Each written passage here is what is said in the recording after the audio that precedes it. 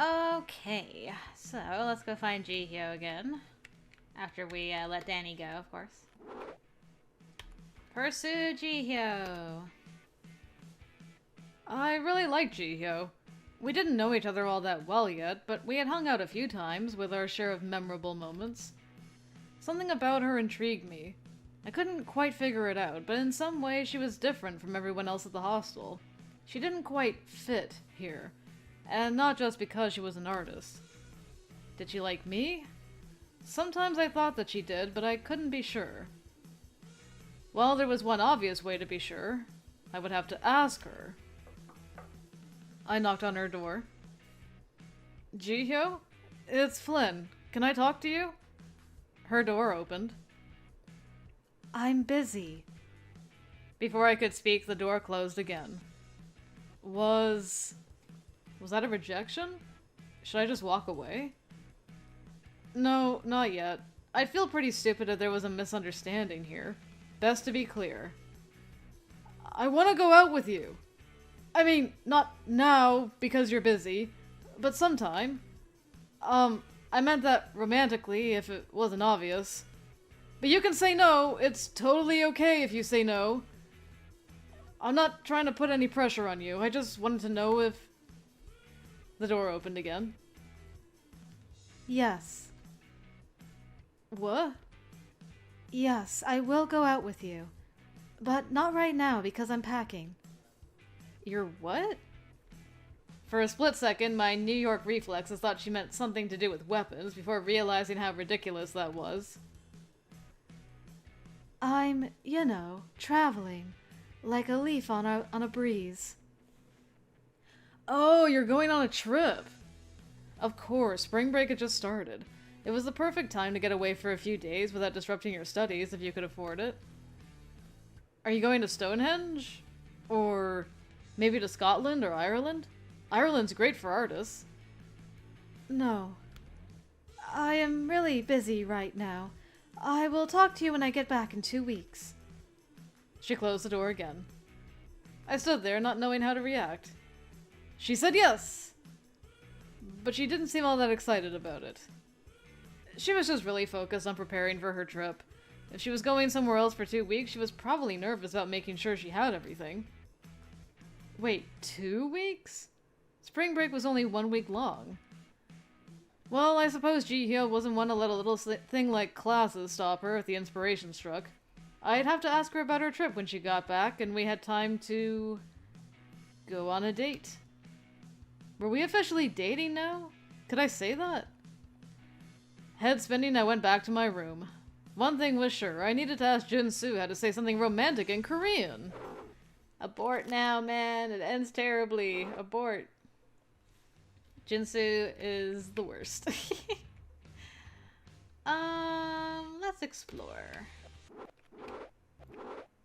Okay, you guys... Oh, she's back!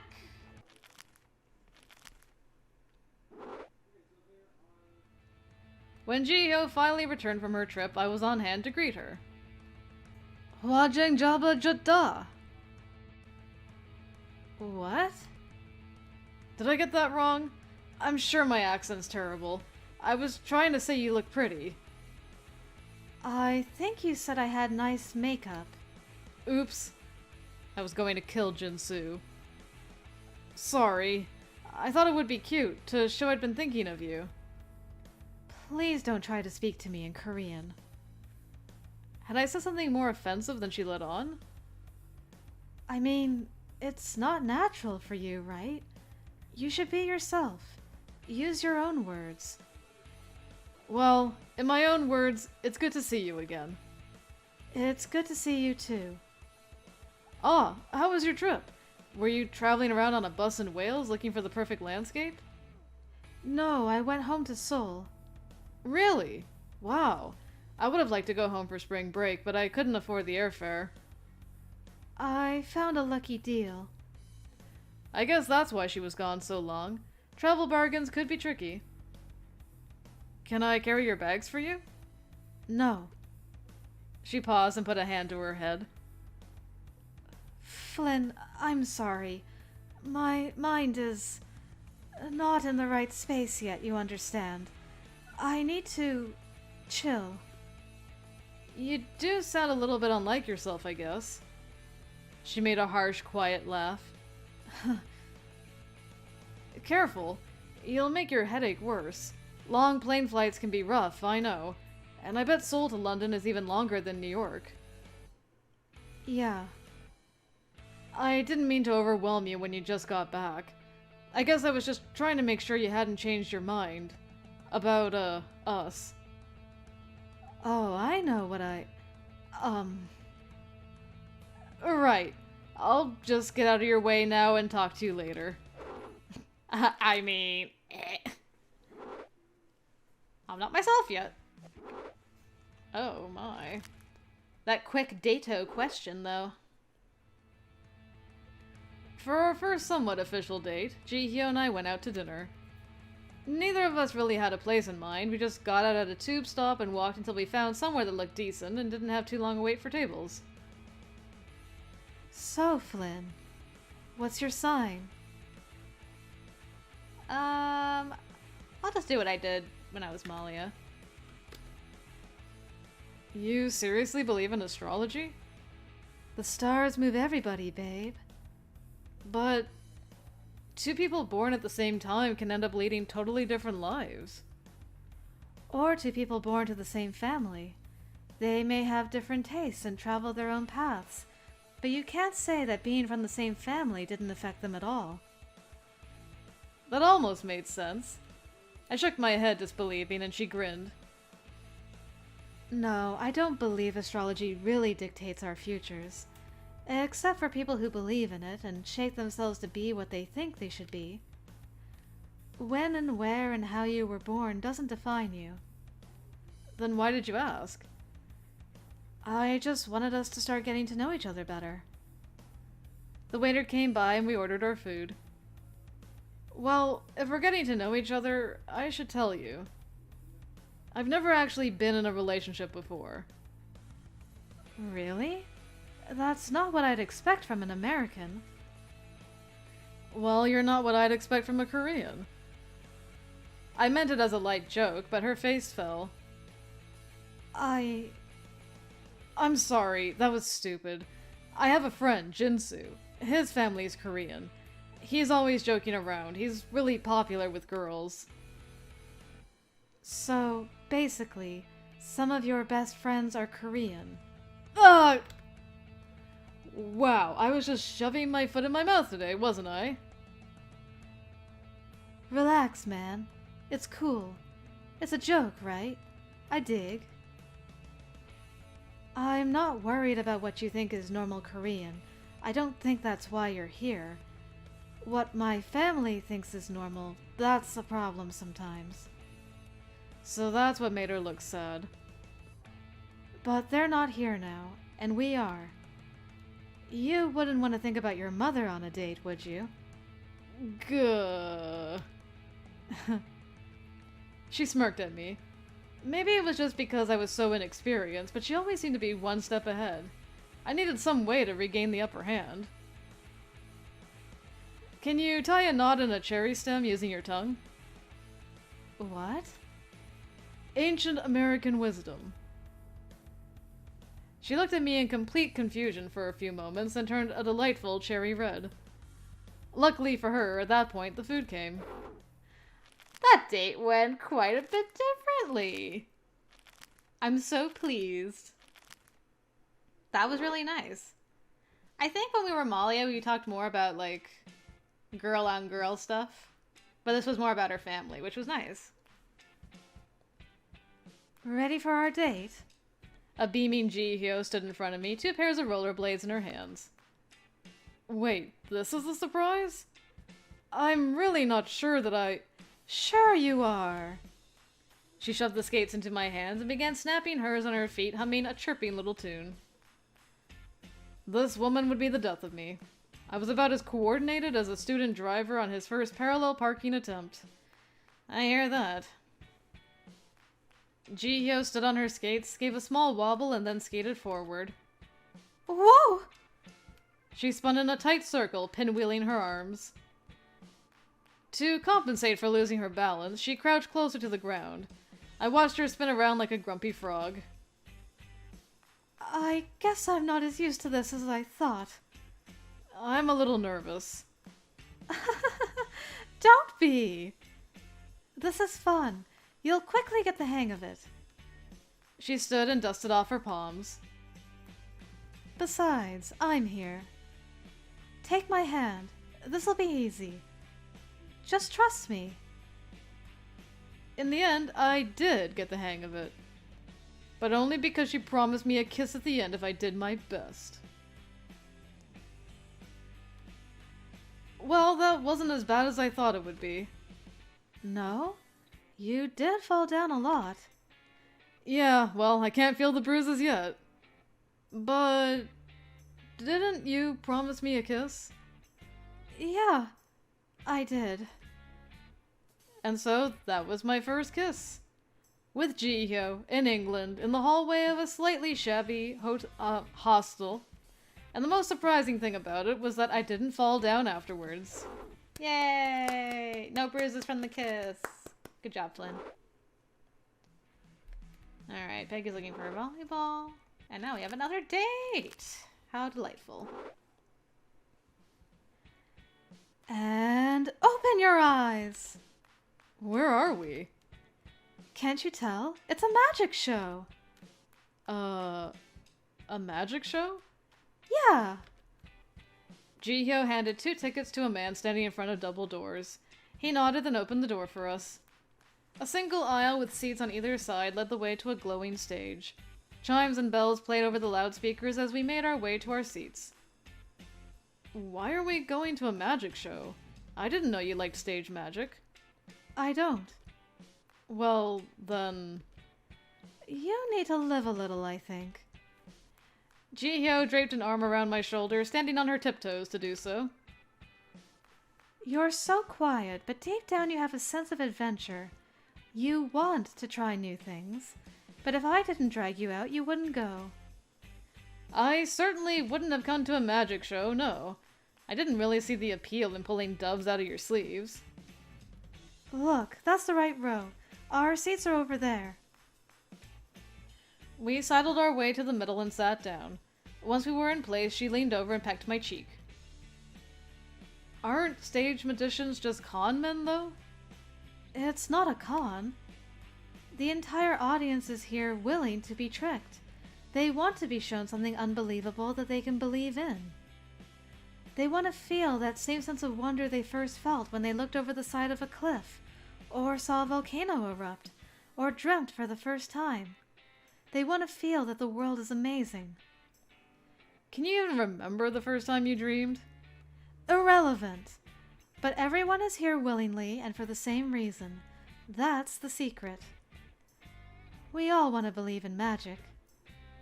She held my hand and my reserve melted away. Sure, magic wasn't my thing. But HYO was. No. Hey, HYO? Yeah? I've got a magic trick I want to play on you sometime. I wasn't used to coming on to people, but like she said, why not live a little? What's that? Making your clothes disappear? She stared at me for a moment while my cheeks turned pink. Then she doubled over laughing. That's the cheesiest thing you could have said. After a moment, she pulled herself together and gave me a quick kiss. You'll have to level up a bit first. With a wink, she left.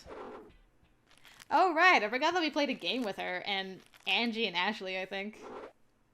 That was fun. Oh, this is her again.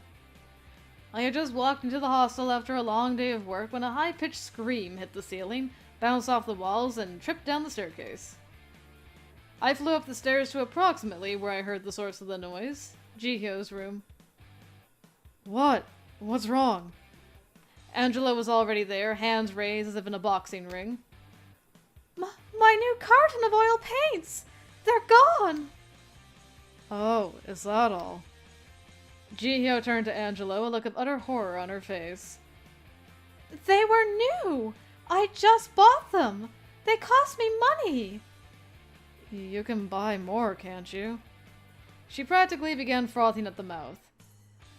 Do you know how expensive art supplies are? A few quid? If they're so cheap, how about you buy me some new ones? Angelo bristled. It's not my job to pay for you. I'm not your boyfriend or your father. What? It's not my father's job to pay for any of my things. Whatever. You're kind of a dick, Angelo. Okay, then. I felt it was time to step in before they strangled one another. We'll make an announcement at dinner. Hopefully someone will have seen them. I guess so. The look of mourning on Ji-hyo's face told me she didn't expect to see those oil paints ever again. And she was right. So now we're just gonna keep going. Nene. Ah, there we go. It's our girl again. Ah, here it comes. The dice rattled onto the table surface. Oh! This means I can do 3 damage to you and everyone outside of Tokyo, plus 1 extra damage because of my special card. Don't do this to me, Ji-hyo. I only have 5 health left. Looks like someone's going down. Oh dear, this is getting intense. Maybe I could fetch everyone a snack? No, don't. If Flynn's going to die, he has to accept that. Ji-hyo slid the six dice over to me with a flourish. Your turn. I shook the dice in my hand, whispering to them for good luck. I love you. Please don't fail me. Ha! Clever, but dice don't have feelings. I unleashed them onto the table. What? 6 damage points? That's like a full Yahtzee! How did you... Ji-hyo's eyes darted from me to her board. I'm dead. So... that means that I take Tokyo, which means I get 2 more victory points, which means... I win the game! What? When did you get that many victory points? I had this card that let me... This is so unfair! I was totally going to beat you! Ji-hyo. No. This ain't cool. We can play a rematch? Oh, I'll show you a rematch. You're coming with me. What? Ji-hyo grabbed the front of my shirt and dragged me out of my chair and down the back hallway. I waved meekly to Ashley and Angelo. Ashley still seemed shocked, but Angelo looked amused at my fate. Thanks. Be seeing you. Ji-hyo. She shut the door behind us and locked it.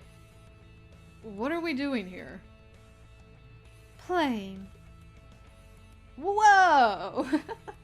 Before I knew it, she had taken off her top. Whoa! Do you want me to stop? This was all happening so fast. I had no idea what I wanted. We are not going all the way today. We're just going to play around a bit. Oh. Well, that took a bit of pressure off. I want a rematch that both of us will win. But I still want to do better than you. I'm... sorry? She kissed me. I'll make sure we're both the victors at the end of this. What followed was both entertaining and educational. Win-win. GG's, everybody. GG's. Alright, Ashley's cooking. Oh. This is actually another Ji-hyo thing. My goodness, so much Ji-hyo in my life. That night, Ashley cooked dinner for the hostel again. It was one of those rare occurrences where everybody was able to attend. Oh, this is the, getting ready for the beach. Okay. Ninja Mark to the rescue. Brendan being the worst. Okay, we can just go here. This is our first time actually sitting with Ji-hyo and Angelo as Flynn. I made my way over to them. Hey, you two okay? Yes, of course. Why wouldn't we be? What's up with you, Flynn? I stared between the two of them as they glanced nervously at each other. Right. I'll join you if you don't mind. Of course I don't mind. Ji-hyo grabbed my wrist and pulled me to the space between her and Angelo. I'm so glad you're here. I've been wanting someone to discuss Bob Ross. That's an American thing, isn't it? I spent the next 10 minutes trying to explain to Ji-hyo the sheer glory that was Bob Ross. He believes that anybody can be an artist as long as you practice hard enough. And he is so positive, so happy. You really feel you can do anything when you listen to him.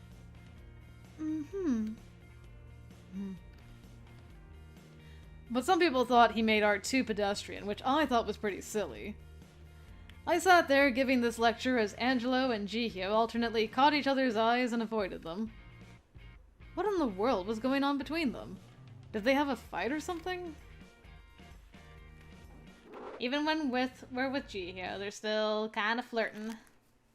Goodness. Over the course of the beach trip, Ji-hyo and I spent a lot of time together. She traversed the entirety of the beach searching for new vantage points and different angles, wanting to really study the way light reflected off of the water for her paintings. For me, it was fun just to keep her company and to watch the progress she made. I would never tell her, because I was afraid it would do more harm than good, but the amount of progress she made in those few days was astounding. Her first painting of the water was really bad, like someone spilled milk on the surface of olive oil. But by the third day of the trip, it looked like actual water. I complimented her on her abilities, and she seemed pleased, but if all this was true, why on earth did she keep looking so sad? I couldn't keep watching her and saying nothing. We had to talk. After dinner, I invited her for a walk on the beach. For the first time, we left her easel and paints back to the hotel, so we were walking barefoot on the cool sand together. It was strange to see her without her art supplies. Without the easel and canvas, without the droopy beret and the flowing hippie clothes, Ji-hyo looked like another person, vulnerable and quiet. She was usually full of fire, but her sadness made her seem faint. So, I've noticed that you've been kind of sad recently. Would you mind telling me what's bothering you? I don't want to say. I jolted, surprised. No? Why not? She didn't answer, instead turning her face away from me. Ji-hyo, you trust me, right? Yes. Then why won't you tell me this? She shook her head again. It's not the same thing. Please, She trailed off. I stopped in my tracks. What could it be? There wasn't anything wrong before we left on this trip, not that I was aware of. Did she miss the hostel? Unlikely. Was she upset about her art? No, that was going well. Was she lonely? No, she had no reason to be, unless she was missing someone who wasn't here right now. Someone who wasn't me. Could Ji-hyo have developed feelings for someone else? I remembered how she and Angelo behaved the night we watched the fireworks. At the time I dismissed it, but could it be? Keep quiet. I stood there, tracing circles in the sand with my big toe, trying hard not to think about Ji-hyo with someone else. But as hard as I pushed it away, the idea kept creeping back into my mind. Ji-hyo watched me for a while, then laid a hand on my arm.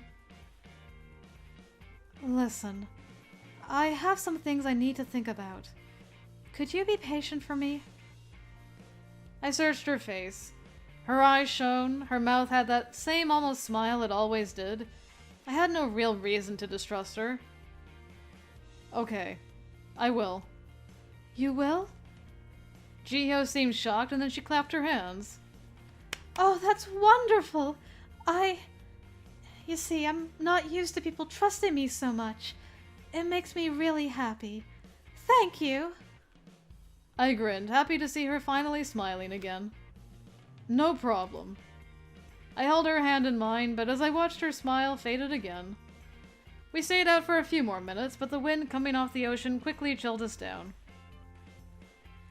Finally, HYO, sighting the cold wind, headed back inside. I stayed out a while longer, staring at the moon on the ocean shores. Maybe someday HYO would paint this scene, me standing alone on the beachfront. Huh. Silly. Shaking my head, I headed indoors. It would soon be time to head back to London, so I should get some rest while I still could. Oh, Flynn. Alright, let's skip. Okay, gotta talk to HYO. Right. I had just been fired and lost my job, and now everybody thought I was truly a thief. All of my friends and my girlfriend. HYO! I ran through the halls of the hostel searching for HYO. If there was one person who would understand, who would believe in me, surely it would be her. She wasn't in the kitchen, or the living room, or her room. HYO, where are you? I heard footsteps padding softly down the hallway behind me and turned. HYO had just emerged from the bathroom. When she saw me, she stopped. Her eyes went wide. HYO, wait! I wanted to talk to you! I tried to approach her, but she held her hands out at me. Stop, please. Don't. But I have to explain myself. No, you don't. You don't understand. I don't want to hear it! It is my turn to talk now. Listen, and let me tell you something. I have a confession to make. I stopped my attempts to interrupt her. Was she the one who had stolen the money? Look, the past few weeks have been great. Really, they've been wonderful. But I'm not who you think I am. I'm sorry? The HYO you know isn't the real HYO. I've been pretending to be something I'm not this whole time, and I can't lie about it anymore. It's too stressful. I felt terrible the whole time at the beach, thinking I was lying to you and you were being so sincere. Well, apparently you weren't that sincere, but whatever. That doesn't change the fact that I had to come clean. I'm not really an artist. I'm not actually a super chill bohemian kind of girl. That's who I want to be. In reality, my dad owns a giant corporation. I'm one of 5 children, and basically, we're filthy rich. My father wants me to go into business with him and carry on the family legacy. I love art. I've been wanting to explore that side of me ever since I was little, but my parents thought it was a useless distraction from my studies. They want me to find a good husband and further the status of the family, not play with ink and paper. So I lied to them and told them I wanted to study business here in London. They don't know I'm not taking classes. They won't know until I go back, and by then, I don't know what I'll do. I don't understand. I tried to be cool. I tried to relax but I can't. I'm not that. I'm high-strung. I'm always getting frustrated. I'm super driven. I'm tiring to be around. Don't you get it? The person that you knew isn't here. All the things you liked about her aren't me. But tell me honestly, what did you like about me? How direct you were. She shook her head. Was I really direct, though? Yes. You spoke to me before I could talk to you. You asked me how I felt about your paintings. You were the one who flirted with me. You were assertive and confident. I liked that. That still doesn't change the fact that I don't know who you are. And I'm not convinced you know who I am either. Who really knows who anybody is, though? My outburst was met with a hot glare. Apparently, grasping at philosophical straws was not going to help me here. Look, it's clear that we don't trust each other very much. You didn't notice I was pretending, and I didn't notice you were a thief. I don't know what to believe. And if we can't trust each other, what's the point of continuing this charade? The point? The point is that I don't want to let you go. Please, HYO. I felt like we really had something here. And then what? In a couple months, you head back to America, and I go to Korea, and then what?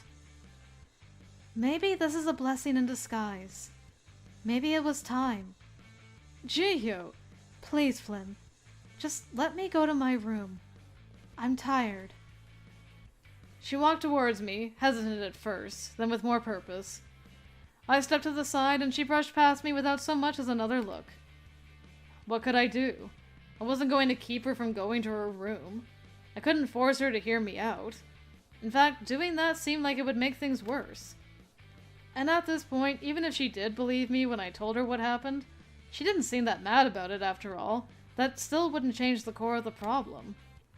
She thought I didn't like her for who she was. I heard the door to her room click shut. Despite her loud artist personality, she moved quickly and quietly. It was one of the things I'd noticed about her. Something that was just who she was, no matter how she tried to hide it. Maybe if I worked at it, I could clear up this misunderstanding. Maybe? For now, there was nothing I could do but go to bed.